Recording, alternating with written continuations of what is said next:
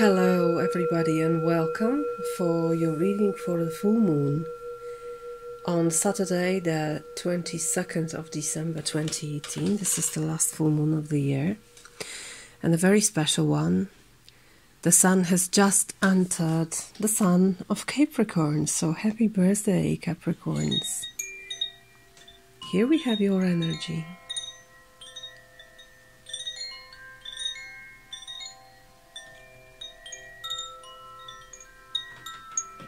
Earthy, supple.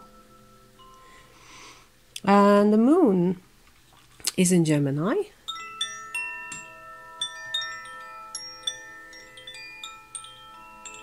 But it's going to move during the day to Cancer, and that's where the full moon occurs. Soothing energy of water polarized with the energy of the air. With the earth energy. So this is the extended daily reading because full moons have greater capacity, greater impact on us and resonate for more than just one day. So these are greater energies. And what I see here is the energy of forgiving and compassion and healing the old wound. The first card, very, very indicative of this, the Three of Swords. What you can see is a very special tree on this picture. The tree with three holes that are looking at you like three eyes. So there is pain here, there is suffering, but there is also possibility of healing if you want to take it. As you can see in this card, these two swords aren't still in the wound, which is nice. Because usually we see a picture of a heart pierced through with swords.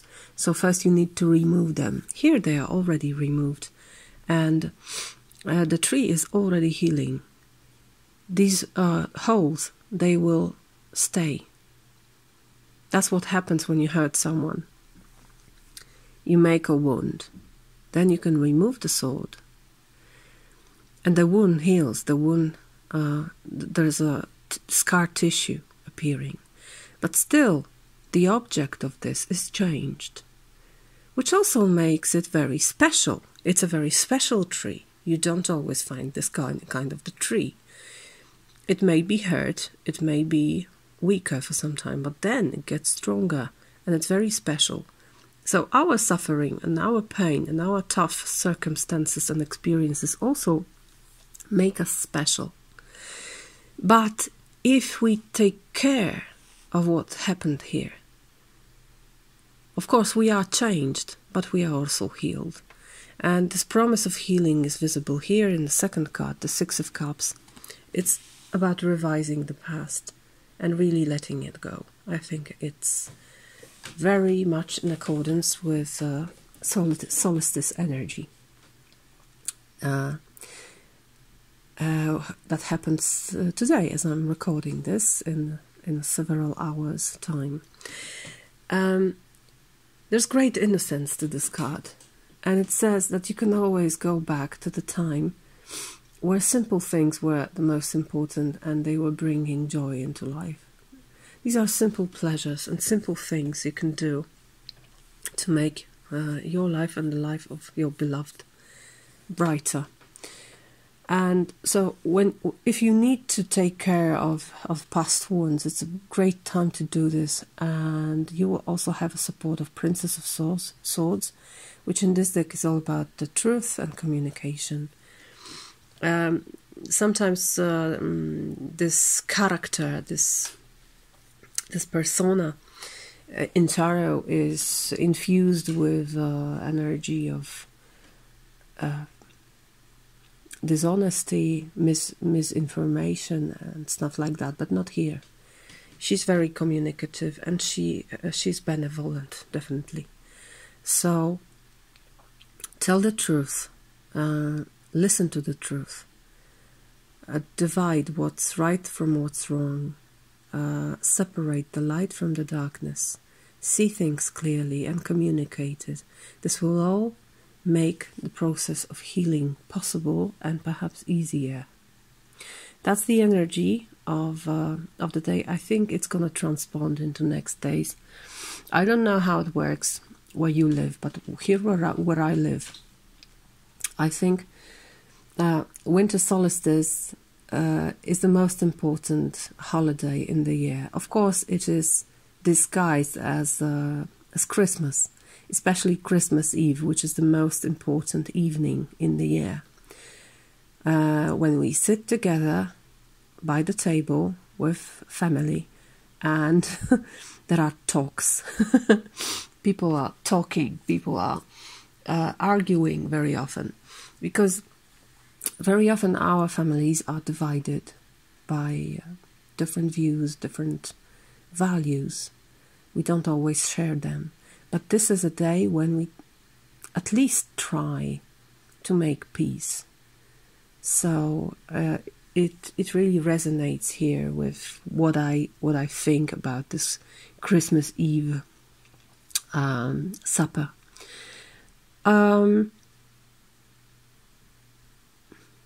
Take this energy and use it if you want. It doesn't resonate personally, because my family is kind of united, I would say. Well, perhaps not everybody, but yeah, generally it is a great opportunity to really forgive. Perhaps not forget. It's not about forgetting. You cannot forget, because you still have holes in your heart. But you can forgive. You can always forgive, and it's for your greatest good. All right? Now, for the signs of zodiac, we start with Capricorn, and Capricorn has 8 of coins, which for me goes beautifully with 6 of cups, about everyday life and simple things we can do to make ourselves better. Step by step. It doesn't have to be a great leap. It can be just gradually becoming a master in whatever you're doing, becoming better in whatever you're doing. So, earthy, wonderful energy for Capricorn. Also, Aquarius has a very earthy energy of Queen of Coins. This is Olenna Tyrell, and she was one of the best characters in Game of Thrones for me. I absolutely love her. She's a true feminist, and she has the power. And she can make things that seem tough look very, very easy. She does things with grace. She's very diplomatic and nurturing and really caring about her family. So you can be put in a position, dear Aquarius, where you are almost like the head of the family. You need to protect those whom you love and spread the love, spread the wealth. It's very much about wealth, but the wealth seen much wider than just money and financial things. Wealth seen as abundance. Then Pisces, we have Queen of Swords, and in this deck she's played by Cersei Lannister. She's very quick with her language, with her tongue. So I would be very careful not to hurt somebody even more, even if your intentions are the best.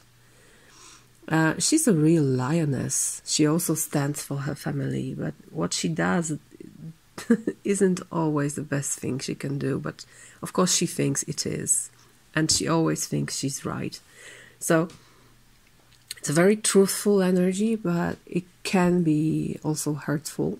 So be careful with that. Just like that. Always try to see a greater picture.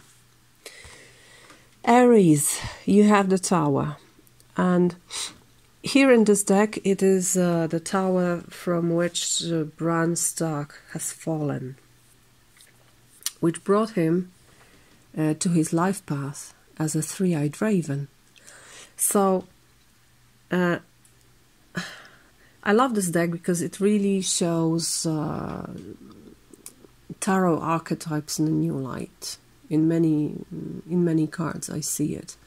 And here I see the Tower as a sudden pull or push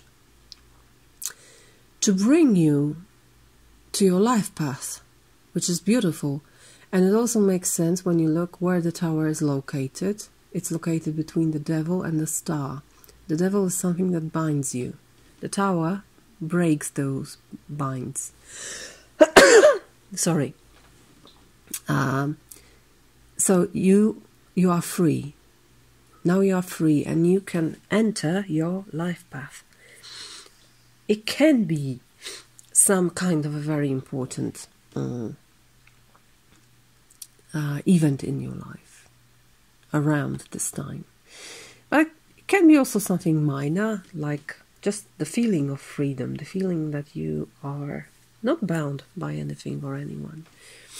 And you can do whatever you want. You're not even bound to spend this time with your family if you don't want to. Aries, you can be a revolutionary, so why not? Then we have Taurus, and Taurus has death, and death is very appropriate here in this time of the year, because what it is called in Slavic culture is the death of the old sun and the birth of a new one. So death corresponds beautifully with forgiving this old wound. Just let the old things be buried. Let them be burned to the ground and prepare for the new. Very cleansing, beautiful energy for you, Taurus. Don't be afraid of death in tarot, okay? Perhaps death in general. Gemini has the Emperor, wonderful Jon Snow. I don't think he had imagined himself in this position, but that's who he is, really, the Emperor. There is this notion of responsibility around this card for me, and making even very unpopular decisions if you think they are right, if you think they are for the greatest good of all those people you're responsible for.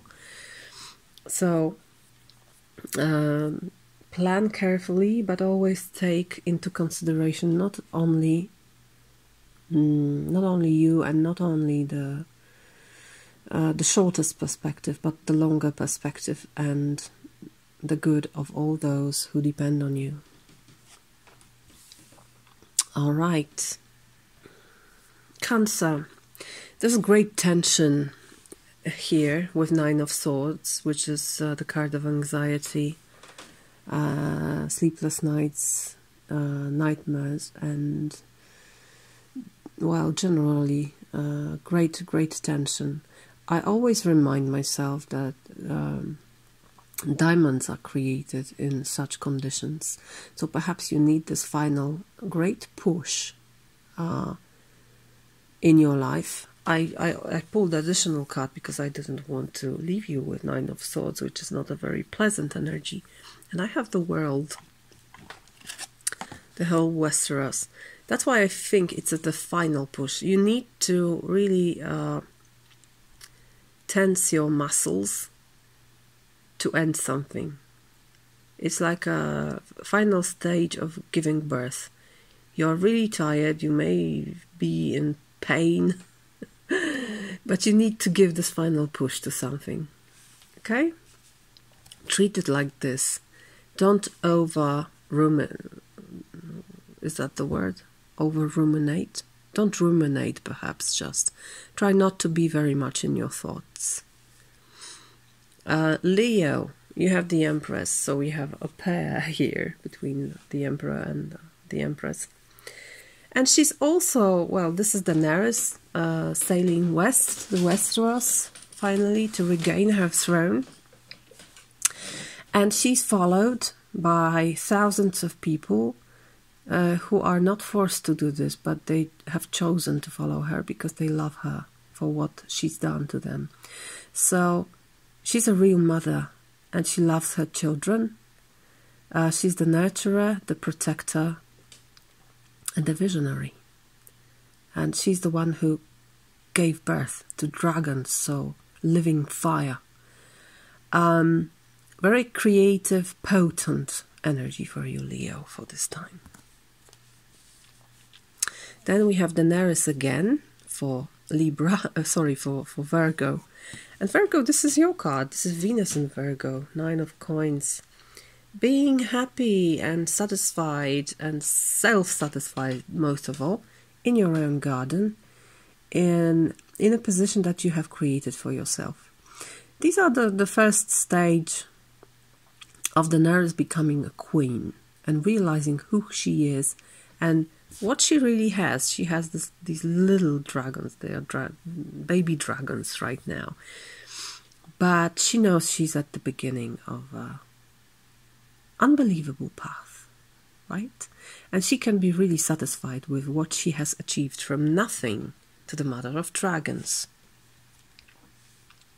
Libra, that's a festive energy. 3 of Cups. Celebrating, having fun, being with friends, singing, being together, sharing love, sharing friendship. Wonderful time for you, Libra. Be with people, make it even more wonderful by your presence.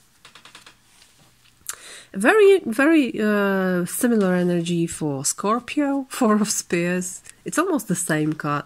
Well, of course, it's not the same, right? Because this is water, so, and it's 3, so it's about creating something together, creating bonds between people. This is more like achieving some kind of stability, because this is 4. You have started something with Ace of Wands, you made plans with 2 of Wands, you expected something to happen with 3 of Wands. Now you're at 4 of Wands. The first stage of the journey is finished with success. And now it's time to celebrate it. It's temporary, it won't last forever, but what else do we need? I think it's very much also about being in the moment and really having happiness and creating happiness in that very moment. You don't need to fight for life now. You don't need to plan for life now. Just be here and now and enjoy it with others, because this is also a very social card. And finally, for Sagittarius, a very serious card appears. It's Judgment. We had that yesterday in the reading. I was talking about this. Then I read in this little booklet that is attached to this fabulous deck. By the way, the book is sewn. It's not. The pages aren't put together by glue, but by the thread, which I love because it looks like a real book, not a booklet. It's very tiny, but still, it's a book. So it makes sense. The meaning in the book. It's about past coming back to you, and revising past and really making amends with it. So it also goes beautifully with this energy of forgiving and letting go of things and enjoying what is now, and just accepting that these wounds, yeah, they are visible, but they are healed. Okay? You can go back to the past, revise it once again, and I think leave it in a more peaceful way than before. All right, so that's the reading for full moon for all of you. I wish you a wonderful time now. Use it. Use the energies appearing. I hope you are all well. I hope you're gonna have a wonderful day and a wonderful time till the end of the year, until the new moon. Until then, and see you in next reading. Bye bye.